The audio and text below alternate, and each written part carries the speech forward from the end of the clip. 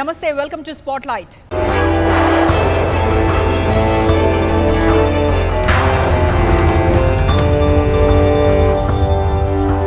తెలుగు రాష్ట్రాల్లోని సమగ్ర సమాచారాన్ని ఓసారి చూద్దాం. పాలమూరులో పేదలను పొట్టన పెట్టుకుని 10 రోజులు గడిచినా బాధితులు న్యాయం కోసం ఎదురు చూస్తూనే ఉన్నారు. సిక్కోల్లో గిరిపుత్రులు గుక్కెడు నీటి కోసం కొండలు కోనలు దాటి కిలోమీటర్లు వెళ్తున్నారు. కర్నూలు రెడ్ క్రాస్ సొసైటీకి అవినీతి మరకలు అంటుకున్నాయి. ఇక టెంపుల్ సిటీకి నీటి ముప్పు పొంచి ఉంది. కాలం కాటేసింది. రెక్కాడితే గాని డొక్కాడని పేదల జీవితాలు చిమ్మ చీకట్లు కమ్ముకున్నాయి. పల్లెల్లో పనులు లేక పొట్టకూటి కోసం ఉపాధి హామీ కూలీకి వెళ్లి కానరాని లోకాలకు వెళ్లిపోయారు. మట్టి పెళ్లలు కిందపడి 10 మంది మహిళలు మృతి చెందిన ఘటనపై అధికారులు ఇప్పటివరకు ఎలాంటి చర్యలు తీసుకోలేదు. బాధితులకు అండగా ఉంటామని చెప్పిన నేతల మాటలు నీటి మూటలుగా మిగిలిపోయాయి. అధికారులు దర్యాప్తు పేరుతో కాలయాపన చేస్తున్నారనే విమర్శలు వినిపిస్తున్నాయి.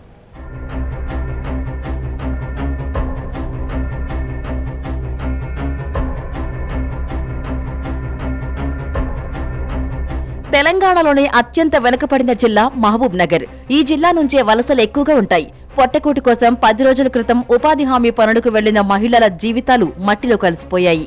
సేద తీరేందుకు గుట్టనేడుకు వెళ్లగా మట్టి పెళ్లలు కూలి ఒకేసారి 10 మంది మహిళలు చనిపోయారు. పనిచేసే ప్రాంతాల్లో కూలీలకు ఎలాంటి వసతులు లేకపోవడంతో అమాయకులు ప్రాణాలు పోగొట్టుకున్నారని ఆరోపిస్తున్నారు స్థానికులు. ఏదైనా ప్రమాదం జరిగితే ప్రథమ చికిత్స కిట్లు కూడా అందుబాటులో లేవని ఆరోపిస్తున్నారు. కానీ పాలకులు మాత్రం అన్ని సౌకర్యాలు కల్పిస్తున్నామని చెబుతున్నా అక్కడ అలాంటి పరిస్థితులు కనిపించడం లేదు. విషాదం జరిగి వారం గడిచిపోయినా దీనికి బాధ్యులెవరో ఇంతవరకు గుర్తించలేదని ఆవేదన వ్యక్తం చేస్తున్నారు.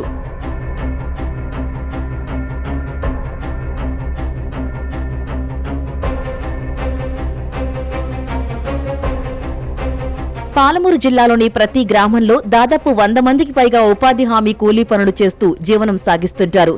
తీలేరు గ్రామానికి చెందిన మహిళలు రోజువారీగానే అందరూ పనులకు వెళ్లారు. ఎన్మార్ తిప్పగుట్ట సమీపంలో కందకాల తవ్వకాలు జరిపారు.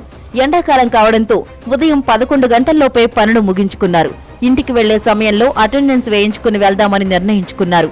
ఎండ తీవ్రత ఎక్కువగా ఉండడంతో గుట్ట కింద కొద్దిసేపు సేద తీరుదామని నిర్ణయించుకున్నారు. పాపం వారికి తెలియదు అదే వారికి మృత్యుగుట్ట అని.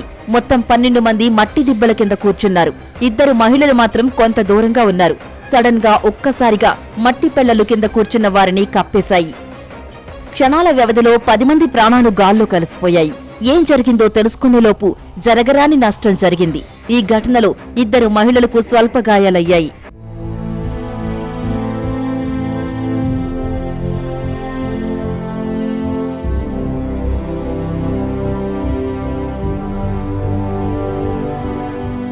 కళ్ల ముందే అందరూ విగతజీవులుగా మట్టి పెళ్లల కింద పడిపోవడంతో అక్కడే ఉన్న 2 మహిళలు పెద్దగా కేకలు వేశారు. వారి అరుపులు విన్న చుట్టుపక్కల కూలీలొచ్చి మట్టిని తొలగించే ప్రయత్నం చేశారు. ప్రాణాల్ని కాపాడేందుకు ఎంతో ప్రయత్నం చేసినా ఫలితం లేకుండా పోయింది. ఎడ్మార్ తిప్ప గుట్టకు గతంలో ఓ కాంట్రాక్టర్ రోడ్డు మరమ్మతుల కోసం భారీగా ఆ గుట్టను తవ్వకాలు జరిపాడు. అయితే ప్రభుత్వం నుంచి ఎలాంటి అనుమతులు లేకుండా తవ్వకాలు సాగించాడు. ఇదే అదునుగా భావించిన మట్టి మాఫియా యథేచ్ఛగా మట్టిని తోడేసింది.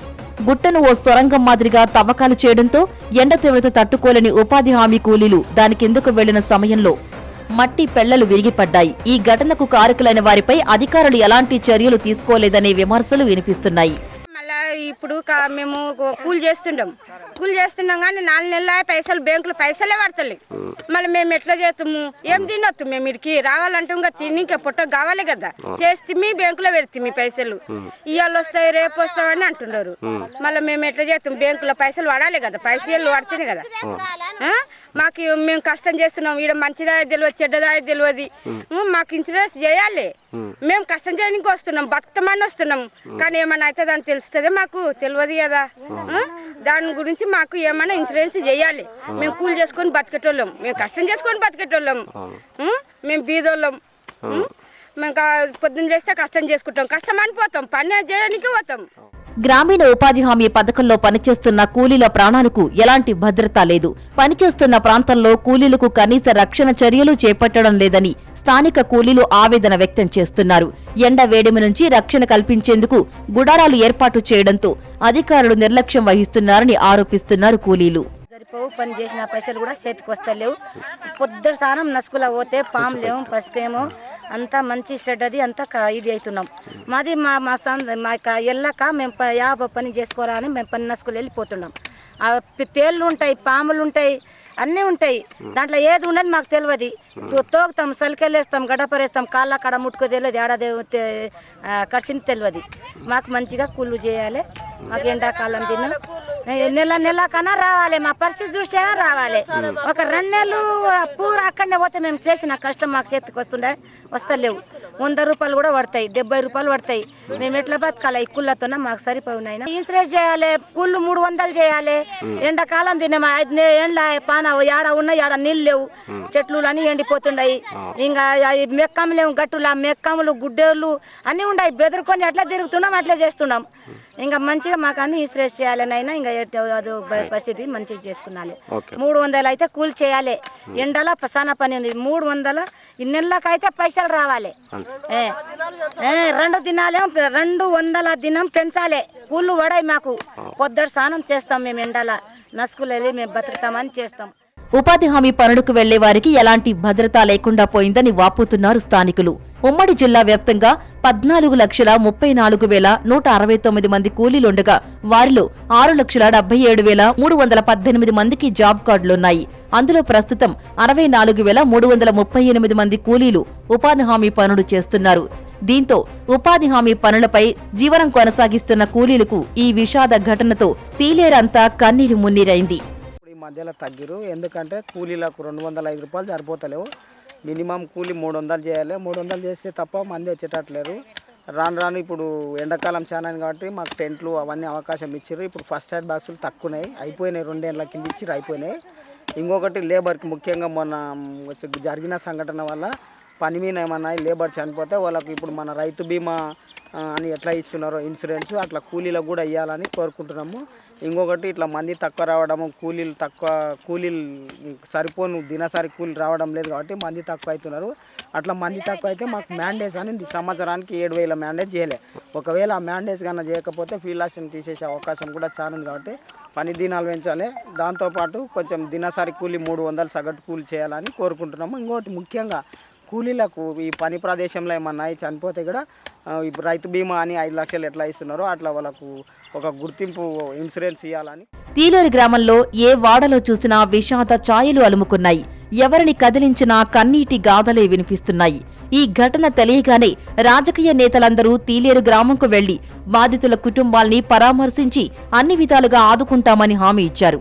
కానీ ఆ దిశగా ఎలాంటి చర్యలు తీసుకోలేదు. అంతేకాదు గ్రామంలోకి మళ్లీ రాలేదని తమకు న్యాయం చేయాలని డిమాండ్ చేస్తున్నారు బాధితుల కుటుంబ సభ్యులు. మేము ఎట్లా బతకాలి? ఇప్పుడు మొన్న గవ్వులు చచ్చిపోయి వాళ్ళకి ఏమి ఆదేరు ఉంది, మాకు కూడా అట్లే ఉంది. అక్కడ కాళ్ళకి అవుతుంది, చెంబాటకలు ఎడుతుండ్రు. మొన్న 10 మంది డాకాళ్ళు చచ్చిపోయారట ఓడగొట్టి. మేము మధ్యాహ్నం వరకు 2 గంటల వరకు పని చేయాలంటే మా చేత కాదు చేయనీకి. మేము 11 గంటల వరకు అయితే చేస్తాం. అంతకు శాత కాదు. మాకు పిల్లలు ఉన్నందుకే కదా సార్ చెప్పేది. వల్ల మాకైతే రూపాయలు ఏదో ఇన్సూరెన్స్ చేయాలి. మాకు ఇన్సూరెన్స్ చేస్తేనే మాకు పిల్లల కన్నా మేము వచ్చినా మా పిల్లలైనా బాగుపడతారు కదా. మరి అందు గురించి మాకు ఏదైనా చేయాలి. మీరు వచ్చించాలి సార్, మరి పెంచండి. 250 అని పైనుండి చెప్తారు. మాకు ఇక్కడికి వచ్చేరకు 100, 150, 120 ఎట్లు ఇష్టం వచ్చినట్లు కూలి వస్తున్నాయి. ఇలాంటి ఘటనలు జిల్లాలో మళ్లీ జరగకుండా అధికారులు చర్యలు తీసుకోవాలని కోరుతున్నారు స్థానికులు. ఉపాధి హామీ పనులకు వెళ్లే కూలీలకు సరైన సౌకర్యాలు కల్పించాలని విజ్ఞప్తి చేస్తున్నారు.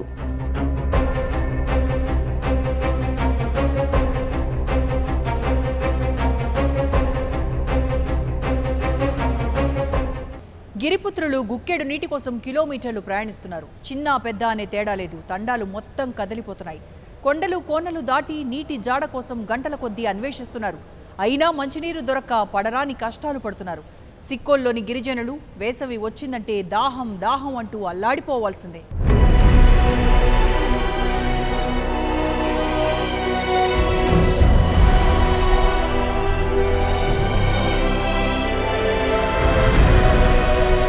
శ్రీకాకుళంలో గిరిజనుల బతుకులు దుర్భరంగా మారాయి. సరైన మౌలిక వస్తువులు లేక తీవ్ర ఇబ్బందులు పడుతున్నారు. వేసవిలో నీటి కోసం అష్టకష్టాలు అనుభవిస్తున్నారు. గొంతు తడుపుకునేందుకు గుక్కెడు నీరు కావాలంటే కొన్ని కిలోమీటర్లు ప్రయాణిస్తున్నారు. అది ప్రాణాలను పణంగా పెట్టి అడవిలో నీటి కోసం అన్వేషిస్తున్నారు.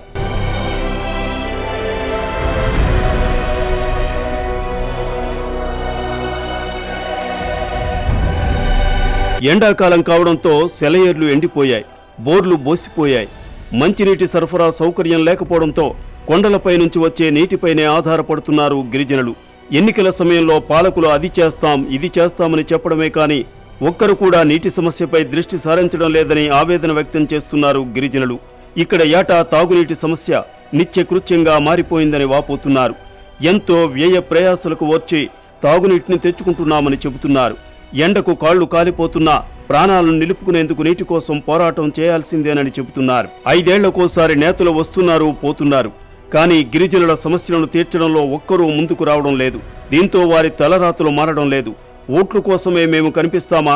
అభివృద్ధిలో నెంబర్ 1 అనే చెప్పుకున్న ప్రభుత్వానికి, పాలకులకు మా కష్టాలు కనిపించలేదా అని ప్రశ్నిస్తున్నారు. అభివృద్ధి అంటే ఇదేనా? కిలోమీటర్ల పిల్లా పాపలతో నడిచి నీటిని తెచ్చుకోవడం, అధికారం కోసం కోట్లు ఖర్చు పెట్టి ఓట్లు కొంటున్నారు. ఆ ఖర్చులో సగం మాకు కేటాయించి మా కష్టాలు తొలగించండి మహాప్రభు అని వేడుకుంటున్నారు గిరిపుత్రులు.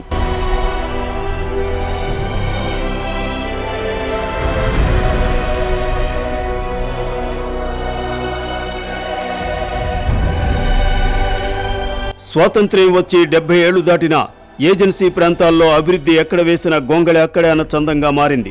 రహదారుల మాట ఎలా ఉన్నా గుక్కెడు మంచినీరు కోసం కిలోమీటర్ల మేర నడిచి తెచ్చుకోవలసిన పరిస్థితి నెలకొంది. సీతంపేట మండలంలోని గూడెల్లో పరిస్థితి మరింత అధ్వానంగా మారింది. కొండలపైనున్న ప్రవాహాల ద్వారా వస్తున్న నీటి కోసం మహిళలు, పిల్లలు కిలోమీటర్ల మేర ప్రయాణం చేయాల్సి వస్తోంది. చంకల్లో చంటి బిడ్డలను వేసుకుని కుండెడు నీళ్ల కోసం కడివెడు కష్టాలు పడుతున్నారు. వీరి బాధలను చూసిన ఎవరికైనా కన్నీళ్లు తెప్పిస్తాయి. గిరిజనులు నివసించేది కొండ ప్రాంతాలే, ఎత్తుపల్లాలు ఎక్కువగా ఉంటాయి. ఇక నీటి కోసం వెళ్లే మార్గం మొత్తం రాళ్లు, ముళ్లే కనిపిస్తాయి.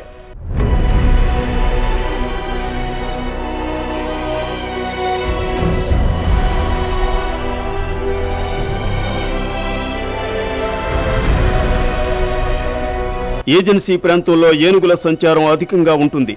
నీటి జాడ ఉన్న ప్రాంతానికి వెళ్లేటప్పుడు ప్రాణాలను అరచేతిలో పెట్టుకుని వెళ్లాల్సిందే. గజరాజులు ఏ వైపు నుంచి దాడి చేస్తాయోన్న భయంతో వణికిపోతున్నారు. ఎండలు తీవ్రం అవడంతో నీటి కోసం వచ్చే ఏనుగుల నుంచి ఏ ప్రమాదం ముంచుకొస్తుందోనని ఆందోళన చెందుతున్నారు గిరిజనులు. గిరిజన సంక్షేమం కోసం బడ్జెట్లో 1000 కోట్ల నిధులు మంజూరు చేస్తున్నాయి కేంద్ర, రాష్ట్ర ప్రభుత్వాలు. వాటిని సక్రమంగా వినియోగిస్తున్నారా లేదా అనేది ఎవరూ పర్యవేక్షించడం లేదు. గిరిజనుల అభివృద్ధి కోసం నిధులు విడుదల చేసినా వాటిని సకాలంలో వినియోగించకపోవడంతో అవి ఎందుకు పనికిరాకుండా పోతున్నాయి. ఎన్నికలప్పుడు ఓట్ల కోసం కొండలు ఎక్కి దిగే నాయకులు గిరిపుత్రులకు మౌలిక వసతులు కల్పించడంలో ఎలాంటి చర్యలు తీసుకోవడం లేదు. ఇప్పటికైనా నేతలు స్పందించి ఏజెన్సీ ప్రాంతాల్లో మౌలిక వసతులు కల్పించాలని కోరుతున్నారు గిరిజనులు. కర్నూలు రెడ్ క్రాస్ సొసైటీ ఒకప్పుడు వందలాది మందికి పునర్జన్మ ఇచ్చింది. ఆపదలో ఉన్నవారిని ఆదుకుంది. ఇప్పుడు అందుకు భిన్నంగా మారింది. దీనిపై అవినీతి ఆరోపణలు వెల్లువెత్తుతున్నాయి. రెడ్ క్రాస్ సొసైటీ ఆసుపత్రిలో చికిత్స పొందుతున్న పేషెంట్స్కు సరైన సమయంలో బ్లడ్ అందించలేకపోతోంది. అంతేకాదు, అందులో పనిచేసే మహిళా ఉద్యోగులపై వేధింపులు ఎక్కువయ్యాయనే ఆరోపణలు వినిపిస్తున్నాయి. జిల్లా ఉన్నతాధికారుల నిర్లక్ష్యం కారణంగా మేనేజ్మెంట్ ఇష్టానుసారంగా వ్యవహరిస్తోందనే గుసగుసలు వినిపిస్తున్నాయి.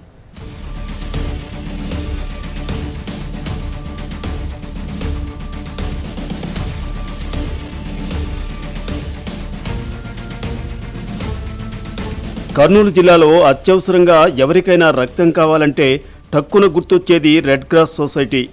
ఇప్పుడు ఆ సొసైటీకి వెళితే తమకు కావలసిన బ్లడ్ గ్రూప్ దొరుకుతుందనే భరోసా లేదు. రాష్ట్రంలోనే 2వ స్థానంలో నిలిచిన కర్నూలు రెడ్ క్రాస్ సొసైటీలో కొంతమంది ఎంప్లాయీస్ అవినీతికి పాల్పడుతున్నారనే విమర్శలు వినిపిస్తున్నాయి. గతంలో రెడ్ క్రాస్ సొసైటీ చైర్మన్గా ఉన్న జి శ్రీనివాసులు, మిగతా కమిటీ సభ్యులపై అవినీతి ఆరోపణలు రావడంతో వారు తమ పదవులకు రాజీనామా చేశారు.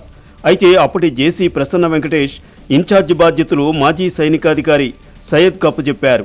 అయితే అనారోగ్య కారణాలతో ఆయన విధుల్లో చేరలేదు. ఈ సమయంలో ఎక్స్-ఆర్మీగా చెప్పుకునే సుబ్బారెడ్డి కలెక్టర్ ఆఫీసులో తనకున్న పలుకుబడితో రెడ్ క్రాస్ సొసైటీలో ఏవోగా విధుల్లోకి చేరారు.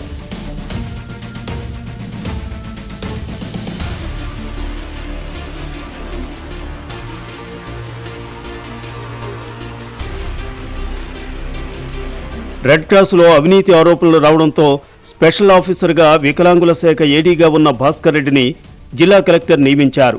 అయితే భాస్కర్ రెడ్డి తన విశేషాధికారాలను ఉపయోగిస్తూ ఏవోగా విధులు నిర్వహిస్తున్న పద్మావతిని తప్పించారు. సుబ్బారెడ్డికి 6 నెలల పాటు తాత్కాలిక ఏవో బాధ్యతలను అప్పగించారు. పాత కమిటీలో ఉన్న డాక్టర్ కుమారస్వామి గతంలో మెడికల్ ఆఫీసర్గా విధులు నిర్వహించారు. ప్రస్తుతం ఆయన సేవలు వినియోగించుకునేందుకు చీఫ్ మెడికల్ ఆఫీసర్గా నియమించారు. వీరితో పాటు మరో 4 నియమించారు. రెడ్ క్రాస్లో ఉద్యోగుల నియామకం ఇష్టానుసారంగా సాగిందనే ఆరోపణలు ఉన్నాయి. ఎలాంటి ప్రకటన లేకుండా భాస్కర్ రెడ్డి ఎంప్లాయీస్ నియమించారనే విమర్శలు వినిపిస్తున్నాయి.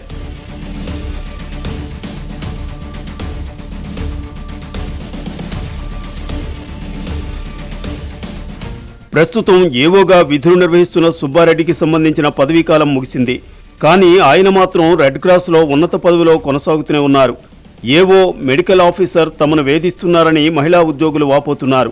అయితే అడ్హాక్ కమిటీ పర్యవేక్షణలో ఉన్న అధికారులతో వారికి మంచి సంబంధాలు ఉన్నాయి. దీంతో అధికారాన్ని అడ్డుపెట్టుకుని వీరు విచ్చలవిడిగా చెలరేగిపోతున్నారు. రెడ్ క్రాస్లో పనిచేసే మహిళా ఉద్యోగులు వీరిద్దరి పేర్లు వింటే చాలు భయంతో హడలిపోతున్నారు.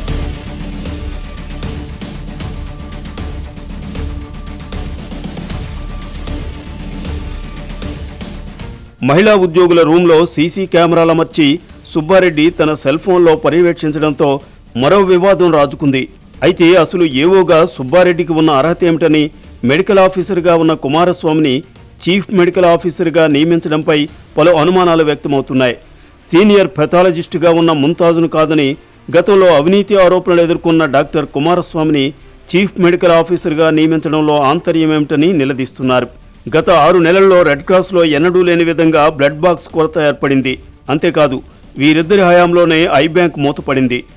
జిల్లా ఉన్నతాధికారులకు తెలియకుండా ఇవన్నీ జరుగుతున్నాయా అంటే అసలు రెడ్ క్రాస్ సొసైటీలో ఏం జరుగుతుందనే విషయం ఇప్పుడు సర్వత్రా చర్చనీయాంశంగా మారింది.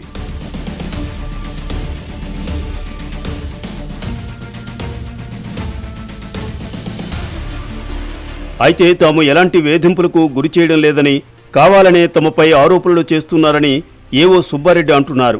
ఇంత జరుగుతున్న స్పెషల్ ఆఫీసర్ భాస్కర్ రెడ్డి తనకేం పట్టనట్లుగా వ్యవహరిస్తున్నారని, తమ బాధను ఉన్నతాధికారులకు చెప్పుకోవాలన్న అవకాశం లేకుండా చేస్తున్నారని ఉద్యోగులు వాపోతున్నారు.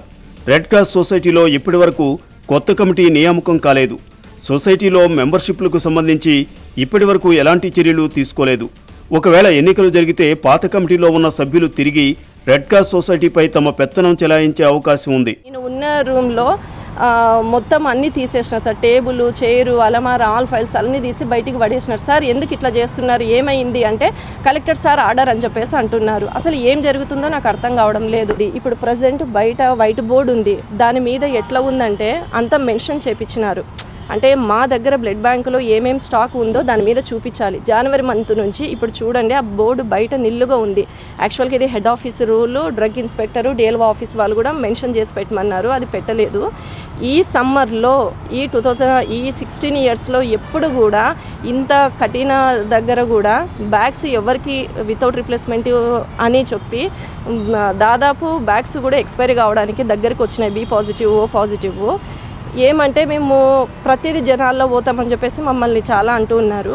ఇన్ని 16 సంవత్సరాల నుంచి నేను ఇంత హార్డ్ వర్క్ చేసి 2 lakhs members above members motivation చేసి ₹1 టచ్ చేయకోకుండా ఇంత స్ట్రిక్ట్గా ఉంటే ఇప్పుడు అమౌంట్ అంతా నేనే తిన్నాను అంతా అని చెప్పేసి చాలా సతాయిస్తూ ఉన్నారు ఏవో సుబ్బారెడ్డి, డాక్టర్ కుమారస్వామి సారు. ఇప్పటికైనా జిల్లా ఉన్నతాధికారులు రెడ్ క్రాస్ సొసైటీలో జరుగుతున్న విషయాలపై విచారణ జరిపించి తగిన సమయంలో ఎన్నికలు నిర్వహించాలని కోరుతున్నారు ఎంప్లాయీస్. రక్తం కోసం వచ్చే అభాగ్యులకు సరైన సమయంలో బ్లడ్ బాటిల్స్ అందేలా చూడాలని ప్రజలు కోరుకుంటున్నారు.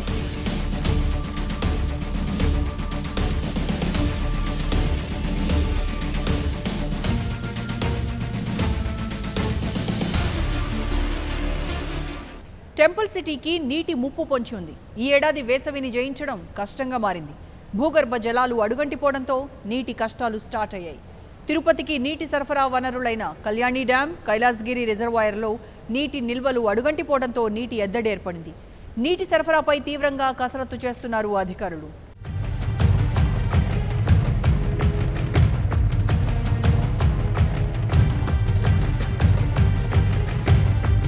తిరుపతి నగరానికి ప్రధాన నీటి వనరులైన Kailasagiri summer storage tank, Kalyani డ్యాముల్లో నీటి నిల్వలు పడిపోతున్నాయి. కైలాసగిరి సమ్మర్ స్టోరేజ్ ట్యాంకులో ఉన్న నిల్వల్లో 40 రోజులకు మించి లభించే అవకాశం లేదు. ఇప్పట్లో కండలేరు నుంచి నీరు తోడుకునే అవకాశం తక్కువగా ఉంది. కళ్యాణి డ్యాంలో నీరు అడుగంటిపోతోంది. రోజుకు 10 MLDలు వినియోగించుకున్న నెలన్నర రోజుల వరకు నీరు లభించే అవకాశం ఉంది. ఈ క్రమంలో మంచినీటి ట్యాంకర్లకు డిమాండ్ పెరిగింది. వేసవిలో తాగునీటి సమస్యను అధిగమించేందుకు నగరపాలక అధికారులు కోట్ల రూపాయలు వెచ్చించేందుకు సిద్ధంగా ఉన్నారు. ఏప్రిల్ చివరి నాటికి నీటి నిల్వలు కనిష్ట స్థాయికి పడిపోయే అవకాశం ఉందని చెబుతున్నారు అధికారులు.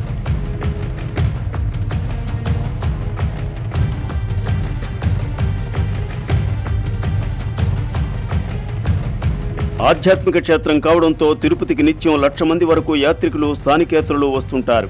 తిరుపతి నగర జనాభా 4.26 లక్షల మంది ఉంటారు. టెంపుల్ సిటీలోని ప్రజలకు 58 MLDలు అవసరమవుతాయి.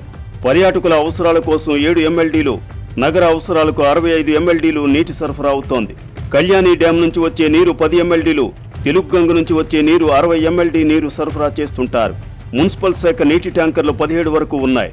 ప్రైవేట్ ట్యాంకర్లు కేవలం 4. గృహ అవసరాలను తీర్చే నీటి కుళాయి కనెక్షన్లు 40,283 వరకు ఉంటాయి. పబ్లిక్ కుళాయిలు 3,196 వరకు ఉన్నాయి. నగరంలో నిత్యం నీటి సరఫరా అవుతున్న వార్డులు కేవలం 2. 2 రోజులకోసారి వాటర్ సప్లై చేస్తున్న వార్డులు 45 వరకు ఉన్నాయి. 3 రోజులకోసారి నీటి సరఫరా అవుతున్న వార్డులు కేవలం 3 మాత్రమే ఉన్నాయి.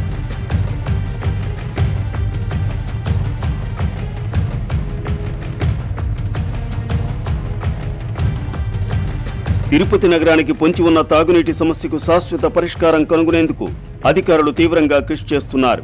యాత్రికుల అవసరాలను గుర్తించి వచ్చే వర్షాకాలం వరకు నీటి ఇబ్బంది లేకుండా రానున్న 100 రోజులకు సరిపడా తాగునీటి నిల్వలు కైలాసగిరి రిజర్వాయర్కు కండలేరు నుంచి నీటిని తరలించేందుకు చర్యలు తీసుకుంటున్నారు. దీనిపై తిరుపతి నగరపాలక కార్పొరేషన్ కమిషనర్ విజయరామరాజు ఇంజనీరింగ్ అధికారులతో కలెక్టర్ ప్రద్యుమ్న సమీక్షా సమావేశం నిర్వహించారు. తాత్కాలిక చర్యలతో సమస్యను అధిగమించలేమని, శాశ్వత పరిష్కారం దిశగా ఆలోచించాలని అధికారులకు కలెక్టర్ సూచించారు.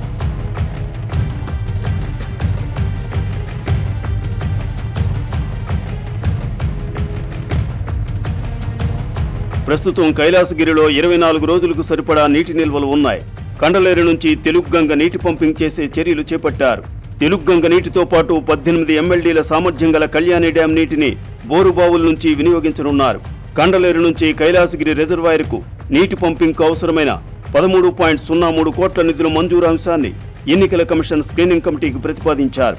అనుమతి లభించిన వెంటనే యుద్ధ ప్రాతిపదికన పంపింగ్ పనులు చేపడతామన్నారు. కండలేరులోనూ సమృద్ధిగా నీటి నిల్వలు లేనందున పంపింగ్ విధానంలోనే కైలాసగిరి రిజర్వాయర్కు నీటిని తరలించనున్నారు. ఈ పనులకు సంబంధించి అమరావతిలోని ఈఎన్సీ అధికారులను సంప్రదించి అనుమతులు త్వరితగతిన మంజూరు చేయాలని కలెక్టర్ కోరారు.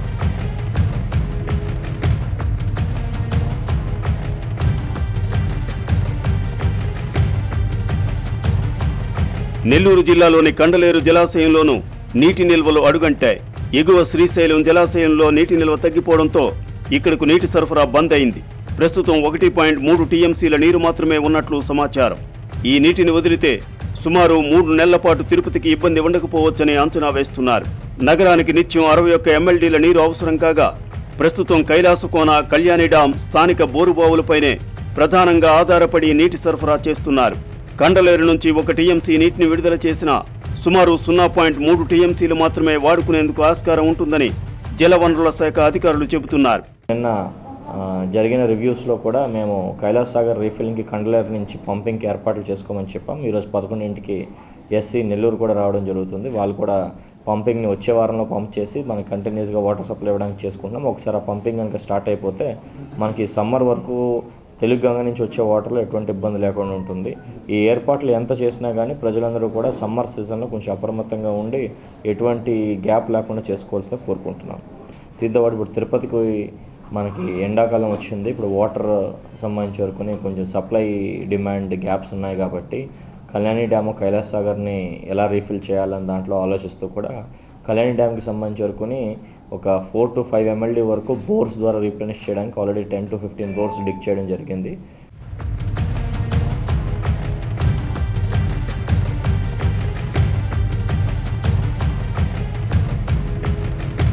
కండలేరు నుంచి తిరుపతి తరలించే తెలుగుగంగ కాలువ వెంట ఉన్న గ్రామాల్లోనూ నీటి సమస్య ఉన్నందున అక్కడ కూడా కొంత విడుదల చేయాల్సి ఉంటుందని భావిస్తున్నారు.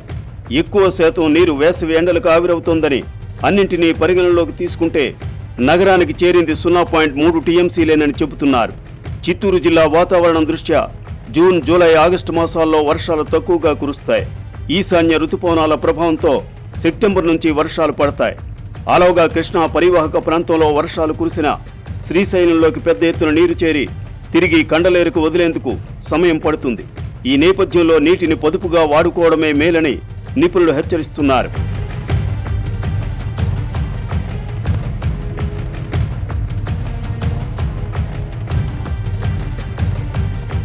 గత మన తిరుపతికి చాలా నీటి ప్రాబ్లం స్టార్ట్ అయింది. గత 2015 సంవత్సరంలో మనకి చాలా అతిగా భారీగా వర్షాలు పడిన దానివల్ల సో మనకి ఇప్పుడు 2019 వరకు అంటే జనవరి వరకు నీళ్ళ ప్రాబ్లం అనేదే లేదనమాట తిరుపతిలో. తిరుపతి కావచ్చు, మన తిరుమల కావచ్చు, చుట్టుపక్కల ప్రాంతాలు కూడా కావచ్చు. ఇప్పుడు ఈసారి మనకి ఈ ఎండాకాలం చాలా తీవ్రతగా ఉంది. సో దానివల్ల ఇప్పటికే నీటి మట్టం బాగా అట్టడుగిపోయింది. మీరు ఇట్లా చూసారంటే మన కళ్యాణ్ డ్యాము, తిరుమలలో రిజర్వాయరు, ఈ రెండు అసలు వాటర్ మొత్తం బాగా ఎగ్జాస్ట్ అయిపోయింది. ఏది ఏమైనా తిరుపతికి నీటి సమస్య రాకుండా శాశ్వత చర్యలు తీసుకోవాలని స్థానికులు, యాత్రికులు కోరుతున్నారు.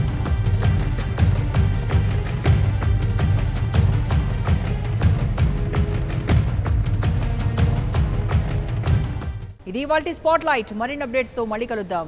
నమస్తే. For more updates, please subscribe 99 TV Telugu.